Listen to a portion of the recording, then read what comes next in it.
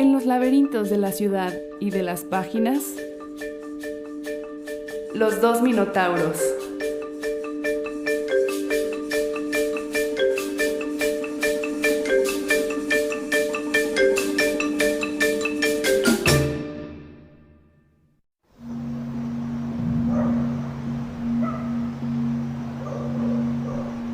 La ciencia ha eliminado las distancias, pregonaba Melquiades Estrada. Dentro de poco, el hombre podrá ver lo que ocurre en cualquier lugar de la Tierra sin moverse de su casa. Gabriel García Márquez, 100 años de soledad, 1967.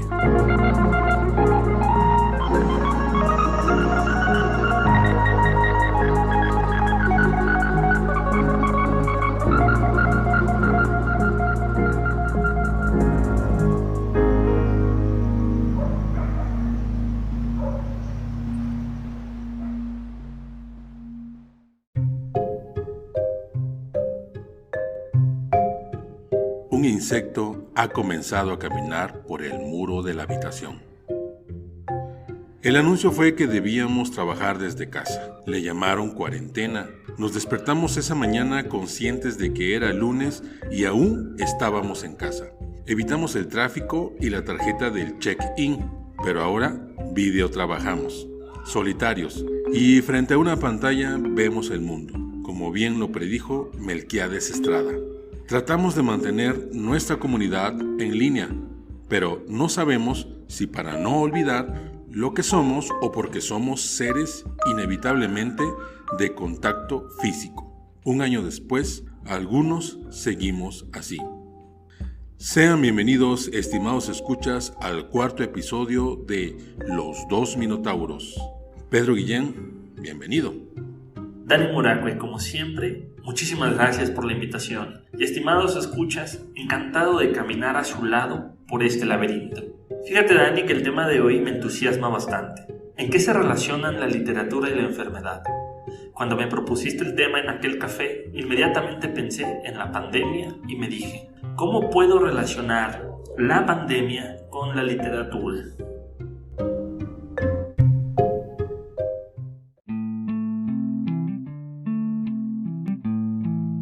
Desde que empezó la pandemia me pregunté, Dani, ¿de qué forma se concibe la literatura de hoy en día y de qué forma se concebirá la literatura que surgirá mañana?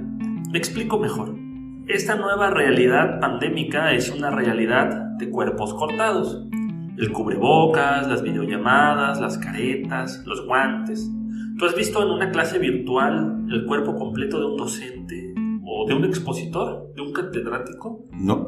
Yo tampoco. Lo alarmante de esto, Dani, es que la vida ya no nos atraviesa por todos los sentidos, sino únicamente por los ojos y por los oídos. Hemos perdido el tacto, hemos perdido el gusto y hemos perdido el olfato. Tenemos que empezar a proponer una nueva poética, tanto de lo visual como del sonido, si como humanidad pensamos en continuar haciendo arte. De hecho, Dani, Slavoj Zizek, en su libro Pandemia, la COVID-19 estremece al mundo, se preocupa ya por la realidad que es percibida únicamente por los ojos. Cito al eslavo: las manos no pueden acercarse a la otra persona, solo desde el interior podemos acercarnos unos a otros, y la ventana hacia el interior son nuestros ojos. Fin de la cita. Pienso en dos novelas en donde las descripciones son de todo tipo, menos visuales. El músico ciego de Vladimir Korolenko y el ensayo sobre la ceguera de José Saramago. Ambas son extraordinarias porque nos demostraron que la construcción de espacios, por medio del lenguaje, puede realizarse sin recurrir a una realidad que pueda ser vista. Esto, Dani, me da una respuesta inmediata, pero aún tentativa, de cómo podría construirse tanto la literatura de ahora como la de mañana. Si la pandemia nos ha quitado el olfato, el gusto y el tacto, es muy probable que en oposición a Saramago y Korolenko, las metáforas, las analogías y los tropos de este tiempo y del futuro se construyen en relación a los ojos y al sonido. Pero esto no acaba aquí. ¿Qué pasará con los cuerpos dentro del cuerpo narrativo? Las descripciones nos presentarán cuerpos cortados, personajes a los que solo se les verá el rostro, la mano, la espalda. Y, ¿sabes? Me inquieta si en el arte de mañana, por ejemplo, habrá cuerpos desnudos y, por supuesto, cómo serán percibidas la belleza y la fealdad y cómo desde esa percepción se evocarán en un cuento o en una novela. Necesariamente, Pedro, al pronunciar pandemia nos viene a la mente una peste y lo relacionamos con pasajes bíblicos y faraónicos, con una posible hecatombe de por medio, una implosión social, pues, o el acabose. Lejos hemos dejado la creencia, o no, de atribuir a una cólera divina el padecimiento de enfermedades globales. No así, Pedro, y me parece raro, a confrontar la enfermedad en solitario. Tal vez porque no podemos con la idea de un Dios enojado solo con uno mismo, un cuerpo a cuerpo. Sin embargo, cuando sucede, no podemos dejar de pensar, ¿qué hemos hecho mal? En lo sacramental lo hacemos con una culposa introspección hacia nuestro actuar pasado. Y en lo biológico, sobre el maltrato a nuestro ecosistema. En palabras verdes, nuestro hogar. Pero la poca memoria colectiva. En México, como en muchos más países, no se vivió directamente los lamentables desgarros de la Primera Guerra Mundial, Pedro, pero sí los de la pandemia que azotó al país. Fue conocida como gripe o influenza española. ¿La recuerdan? Y otros nombres, por supuesto, más amarillistas. La muerte púrpura o peste roja. Empezó rápidamente a infectar a cerca de 60,000 mexicanos más o menos, para el otoño de 1918. El enemigo era invisible y volvió a entrar a territorio nacional. Bueno, y al mundo, claro. Escuelas, bodegas y galerones de todo tipo se convirtieron en espacios hospitalarios. Los servicios de salud y los médicos no encontraron una salida inmediata y no pocos de ellos fueron víctimas mortales del contagio. Déjà vu. Entre 1918 y 1919 se calculó un saldo total de más o menos 300,000 muertos en México. El olvido, o cierto tipo de olvido, llega a convertirse en sustancia de estudio, Pedro, en un quehacer para la reconstrucción de una memoria, como si fuera el único sistema inmunológico. Ahí es donde entra la literatura, estimados escuchas, la novela, el cuento, la poesía y sobre todo la crónica. Un muy buen libro sobre el tema es el escrito por Alfred W. Crosby, apenas acaecido en marzo del 2018. El ensayo se titula La pandemia olvidada de América, la influencia de 1918. El título narra y cuestiona una realidad que es una pregunta pertinente, Pedro, en estos tiempos. ¿Cuántos muertos se requieren siempre para que el mundo guarde el acontecimiento en la memoria colectiva y sobre todo aprenda? Lejos de cualquier maniqueísmo, el contraargumento es partir de una historia, quizás ingenua, claro, y de una gran lucha entre buenos, entre comillas, y el malo invisible.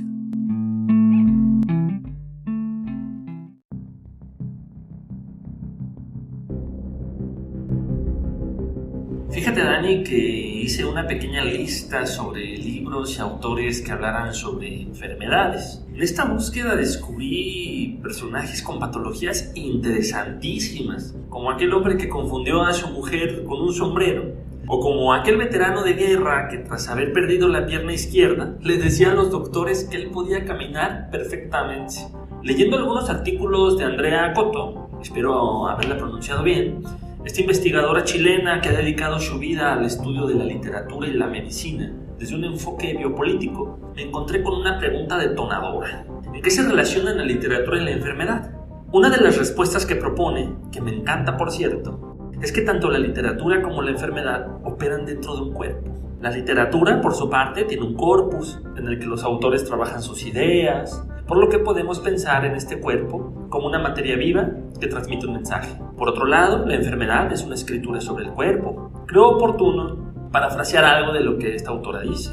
La enfermedad es un lenguaje que habla a través del cuerpo. Toda idea de síntoma implica pensar que el cuerpo habla. La sintomatología es un lenguaje secreto que en un principio puede resultar incomprensible, pero que se supone puede ser descifrado. Esta respuesta de Cotto, Dani, en torno a la pregunta ¿qué relación hay entre literatura y enfermedad?, me hace pensar en una segunda respuesta. La literatura y la enfermedad se relacionan también por medio de la memoria. Escribir es recordar, dijo alguna vez François Mauriac, ¿no es cierto? Y el enfermarnos nos recuerda que no tenemos un cuerpo, sino que somos un cuerpo. Por lo tanto, el enfermarnos también es recordar. Solo que a diferencia de la literatura, que nos vuelve inmortales, no se levanta delante de nosotros la eternidad, diría Rilke, la enfermedad nos vuelve mortales. Un cuento que manifestaría esta relación sería el de Funes el Memorioso, en el que su protagonista es un hombre hecho de enfermedad y de memoria. Las epidemias y todas las enfermedades han influenciado, marcado y azotado a la literatura con la misma fuerza que a la humanidad. No exagero. Por ende, a la realidad. Recordemos que la literatura es una realidad paralela a esta nuestra visión inmediata. Dejemos para después el enriquecimiento del uranio.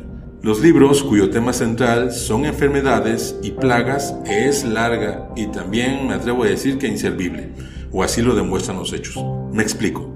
Desde el Antiguo Testamento al Decamerón de Boccaccio, pasando por los cuentos de Canterbury de Geoffrey Chaucer, Diario del año de la peste de 1722 de Daniel Defoe, el escritor inglés, es reconocido como el primer libro que aborda este asunto epidémico como tema central, por una inusual sensibilidad, creo yo, y una moderna narrativa. Y esa es quizás su principal característica, una naciente, aunque aún verde, periodismo. El libro Crónica de Defoe narra la peste que arrasó a la Londres del rey Jorge I. Sí, es el de la peluca café y zapatillas blancas. En 1665, en la voz de un supuesto superviviente y de iniciales HF, durante el brote de la peste bubónica en Marsella, Francia, y que puso en alerta a medio Europa.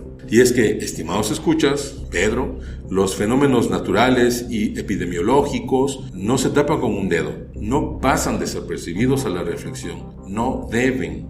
Hay que registrarlos en versos o prosas, en narraciones que son comprobables, claro, adornados de figuras retóricas para hacerlos más digeribles, es decir, family friendly, pero no deben nunca desvanecerse. Así lo entendió Gabriel García Márquez al momento de hundir en una vigilia pandémica a su Macondo. Y es que no solo yo, estimado público, personas alrededor del mundo han descubierto durante la crisis del coronavirus que la peste del olvido y el insomnio que castigó a Macondo, el terruño favorito del realismo mágico en alguna esquina de Colombia, es también la crónica actual de nuestras vidas, ¿o no?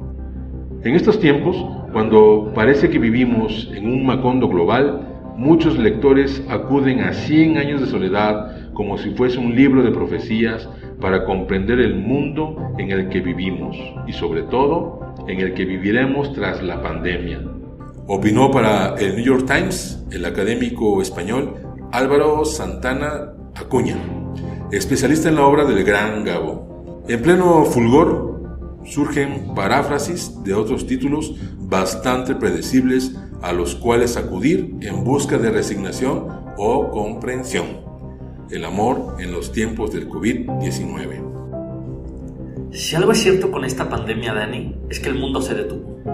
Ahora nos sobra tiempo para leer, para enfermarnos, para reconocer al otro y tiempo para replantearnos conceptos tan abstractos como el de sociedad, el de estética, el de cuerpo, el de capitalismo y el de literatura, claro, por decir unos cuantos. En el caso de la estética, las personas ahora compran un cubrebocas, ¿te has fijado? No tanto por su función, sino por el color de los materiales. Esto no es más que un ejemplo del hiperconsumismo del que habla Gilles Lipovetsky. Ahora la humanidad no compra medicamentos cuando está enferma, sino para evitar la enfermedad. Uno va por la calle tratando de imaginar cómo serán realmente las personas.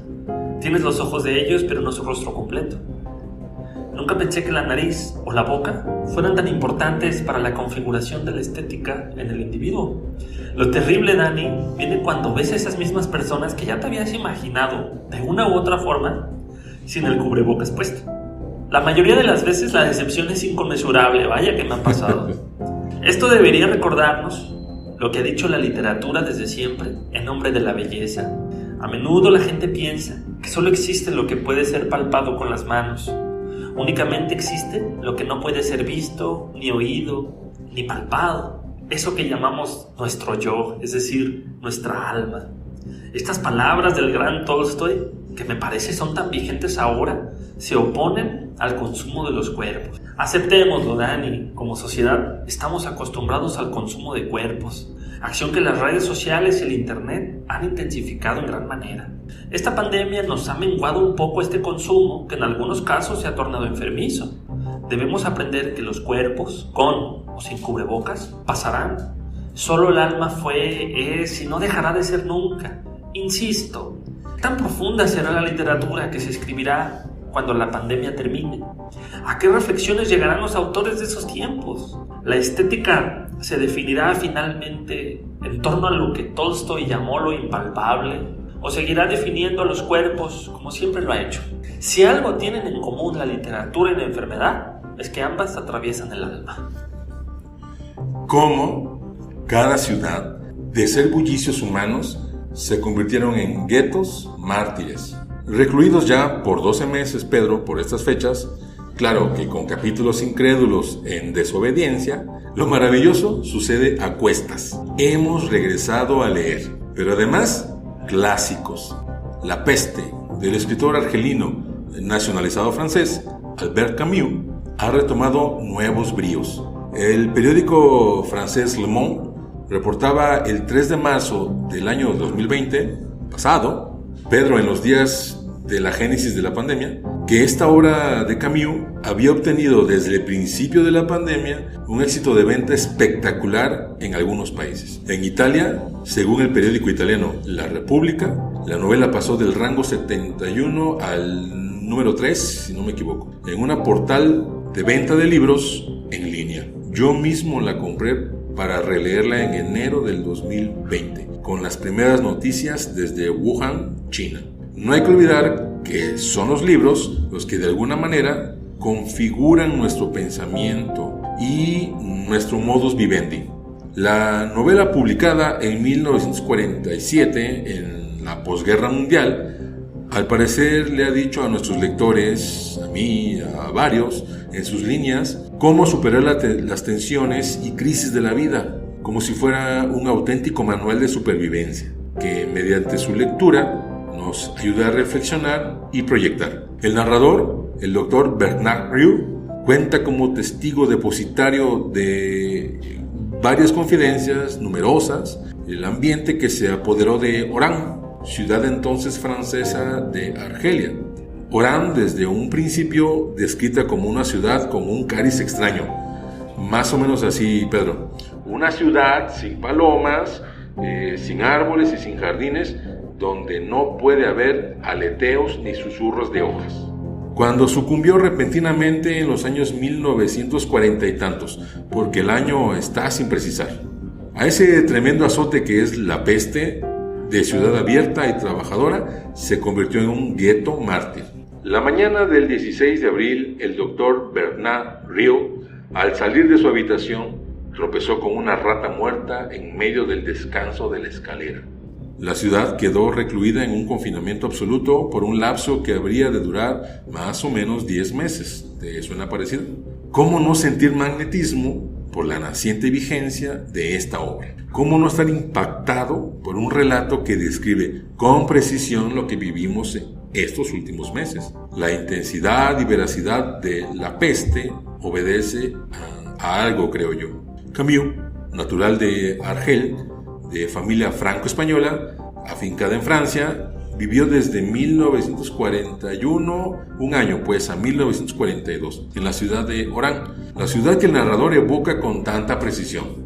En los pormenores está el diablo.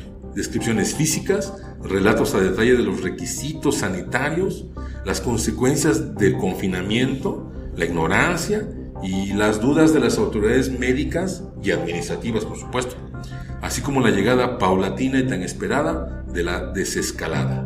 Tuvieron una profunda resonancia todos estos factores en los lectores del 2020 y aún en este 2021, los cuales sufren o han sufrido las condiciones de vida impuestas por la presencia del coronavirus. Uno de los grandes retos frente a la peste es alcanzar un comportamiento colectivo frente al peligro y lograrlo en el marco del Estado de Derecho, escribió en su columna el politólogo y diplomático francés Romain Nadal, a propósito de la relectura internacional de La Peste. Quiero, Pedro, parafrasear un fragmento de la página 160 de 168 que son: se habían organizado grandes festejos para el día y para la noche. Al mismo tiempo, los trenes empezaron a humear en la estación. Los barcos ponían ya la proa a nuestro puerto, demostrando así que ese día era, para los que gemían por la separación, el día del gran encuentro. La peste, después de atravesarnos con su pandemonium, busca una suerte de optimismo antropológico, me atrevo a decir, al final de los hechos traumáticos. Queda para otro episodio la hipótesis de que Camus pudo haber simbolizado a través de la figura de la epidemia el horror europeo bajo el yugo nazi. En los resultados didácticos que debemos o deberíamos obtener después de este tipo de eventos mundiales, dígase enfermedades o guerras, recuerdo los párrafos finales de La Peste. Albert Camus lo advirtió Pedro: la peste puede llegar y luego desaparecer sin que el corazón de los seres humanos haya cambiado.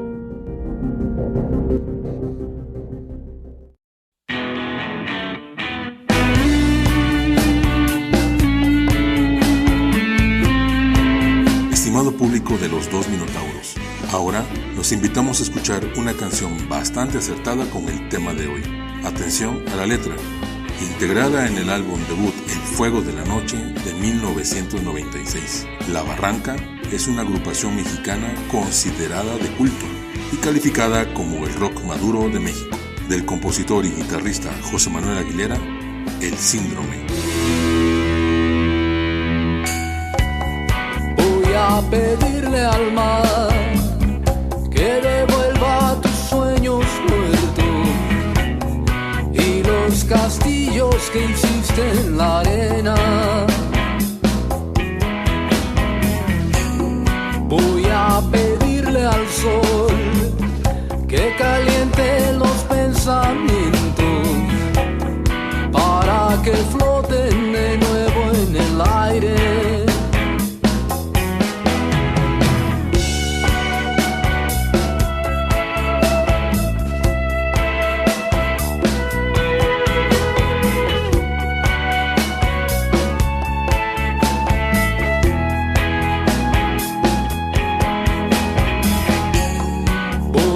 Pedirle al sol que caliente los pensamientos para que floten de nuevo en el aire.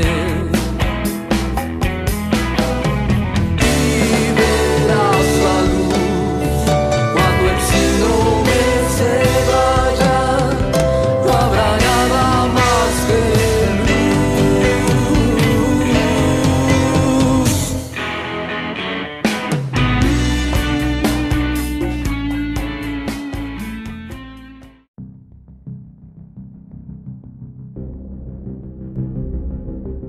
precisamente como ese corazón no cambia, Dani, quisiera exponer cómo dos escritores de tiempos distintos experimentaron lo mismo en medio de una situación parecida a la que nos aqueja globalmente. Con esto suscribo una primera diferencia entre enfermedad y literatura. En el Decamerón, Boccaccio nos presenta un grupo de jóvenes que se refugia lejos de Florencia, en medio de una circunstancia terrible que es la peste bubónica. En este refugio, que nos va a servir para crear una metáfora, ellos se cuentan historias. ¿Qué los salva verdaderamente, Dani, de no perder la cabeza? Porque para ellos era más importante conservar la cabeza que su vida. El que tiene oídos para oír, que oiga. La literatura, la palabra, la necesidad de vivir en otra parte que no fuera en el mundo real. A pesar de que la muerte estaba cerca, decidieron dedicar sus últimos días a las necesidades del espíritu. Estuvieron dispuestos a darlo todo con tal de mantenerse vivos. El segundo autor en el que pienso es Thomas Mann. ¿Cómo no mencionar a Thomas Mann? Muerte en Venecia, sin duda es uno de los libros más asombrosos que se hayan escrito jamás. Su personaje, Aschenbach, y en esto coincidirás conmigo, Dani, es por excelencia el símbolo del artista. Un hombre que recurre a Venecia en busca de un sentido para su escritura. Por supuesto. Pero ¿qué sucede? Aparece Tadzio, este joven polaco que será, continuando con el juego de las figuras literarias, este ideal poético al que todo creador aspira, la perfección misma, la encarnación de todo lo sublime. Aschenbach, al encontrarse con él, dejará todo deseo de escritura. Me pregunto, ¿para qué escribe uno, Dani, cuando todo lo verdaderamente bello, todo lo verdaderamente sublime es inimitable? ¿Conoces a tan solo un poeta que haya sido capaz de registrar el canto del agua sobre la piedra? Yo no. Y quizá a esta misma conclusión llegó Mann a través de su personaje. Cuando todo lo verdaderamente bello, Dani, y todo lo verdaderamente sublime se presentan delante de ti, solo te queda contemplarlo. Aschenbach no escribió más porque ya no le hacía falta. La escritura o el arte en general jamás superará la contemplación. Es por ello que el protagonista de Muerte en Venecia, a pesar de la enfermedad que se propagaba por toda Italia, decidió quedarse hasta el final. ¿Quién no recuerda esa última escena de Tadzio en las olas? Aschenbach, desde la playa, quedándose sin fuerzas ya debido al cólera, contempla a Tadzio por última vez. ¿Cuál es entonces la diferencia que propongo entre enfermedad y literatura? Que el sabernos enfermos, Dani, genera en nosotros un instinto de supervivencia. Luchamos para mantenernos en este mundo, mientras que la literatura nos impulsa a vivir, aun cuando el mundo se esfuerza en expulsarnos. Pero Pedro, ¿de qué sirve la literatura durante una pandemia? ¿Quién se acuerda? ¿Quién se fija o la necesita? Vamos a deducirlo en forma de datos duros. 1. Durante una guerra, los del cuerpo de la Cruz Roja son los únicos que pueden merodear entre las balas de ambos bandos y así sortear todo por los heridos. Lo mismo pasa con la crónica, la novela, el cuento y también la poesía. Salvan declaraciones que luego son argumentos que después son evidencias. 2. En una enfermedad colectiva, algunos hechos serán naturales para unos y para otros inverosímiles. Pero un cronista no puede tener en cuenta esas contradicciones, para nada. Su misión es únicamente decir, esto pasó. Esto lo dice el mismo Albert Camus. 3. Como Camus en La Peste, el sentido común satiriza al escritor encerrado en su torre de marfil, dándole la espalda a la realidad que lo rodea, mientras trata de escribir una novela perfecta y dedica todas sus horas libres a pulir y perfeccionar el párrafo inicial de esa hipotética obra, o este podcast. 4. Tan antiguas como las pestes son sus efectos sociales.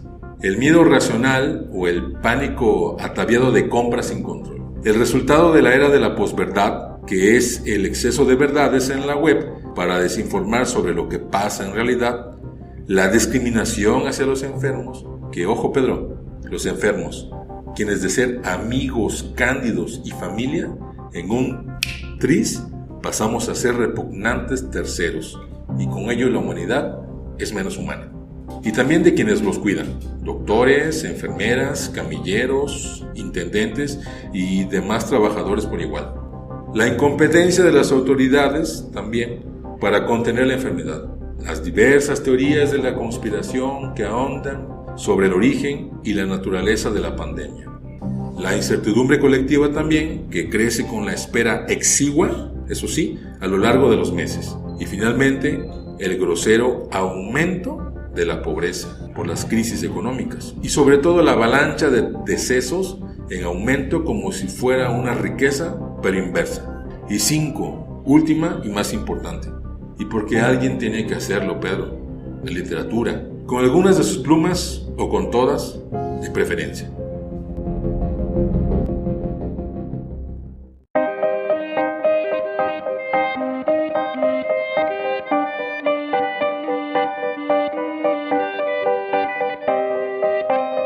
Tan eficaz fue la cuarentena que llegó el día en que la situación de emergencia se tuvo por cosa natural y se organizó la vida de tal modo que el trabajo recobró su ritmo y nadie volvió a preocuparse por la inútil costumbre de dormir.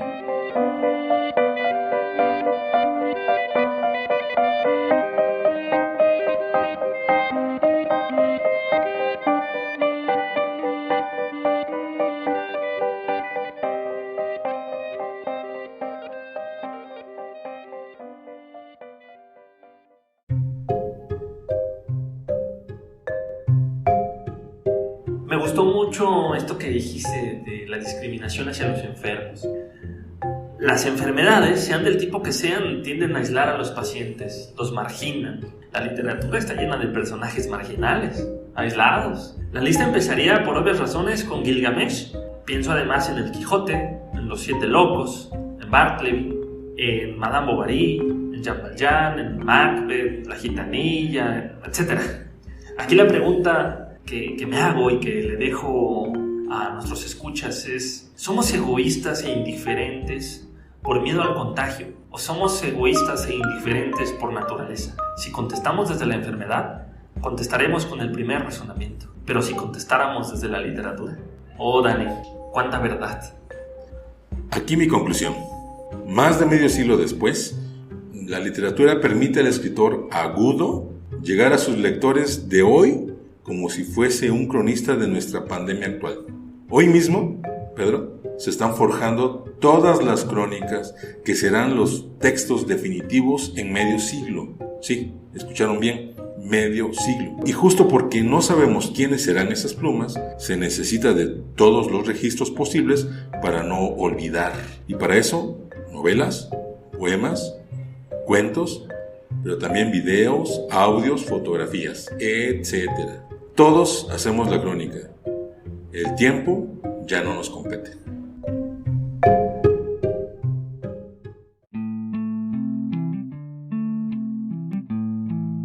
Antes de terminar, Dani, a modo de bibliografía, quisiera compartirle a nuestros escuchas un par de títulos en relación a la literatura y la enfermedad. Del maestro Mann, sin duda, La montaña mágica, de la que me gustaría más adelante, Dani, hacer todo un episodio. Va, estoy de acuerdo. Y del buen Eduardo Ruiz Sosa, Primera Silva de Sombra, un librito cuya primera parte es, a mi parecer, un conjunto de crónicas clínicas muy bueno. Excelentes recomendaciones, Pedro. Estimado público, tomen nota. La peste, de Albert Camus. 100 años de soledad, de Gabriel García Márquez. De Alfred W. Crosby, La pandemia olvidada de América, la influencia de 1918, recuérdenlo. Los cuentos de Canterbury, de Geoffrey Chaucer. Y Diario del año de la peste, de Daniel Defoe.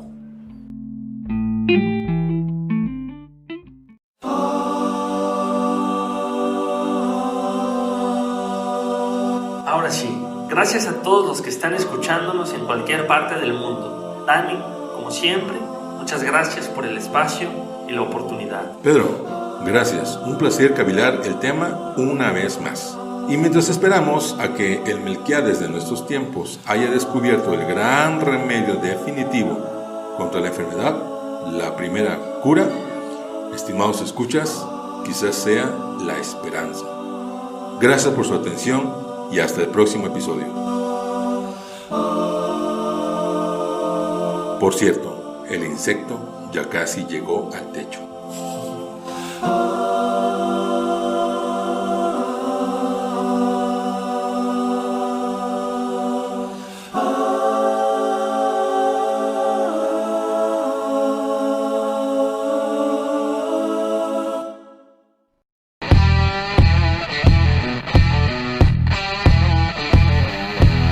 Por hoy hemos encontrado la salida de este laberinto. Nos vemos en el siguiente episodio. Esto fue Los Dos Minotauros. ¡Hasta luego!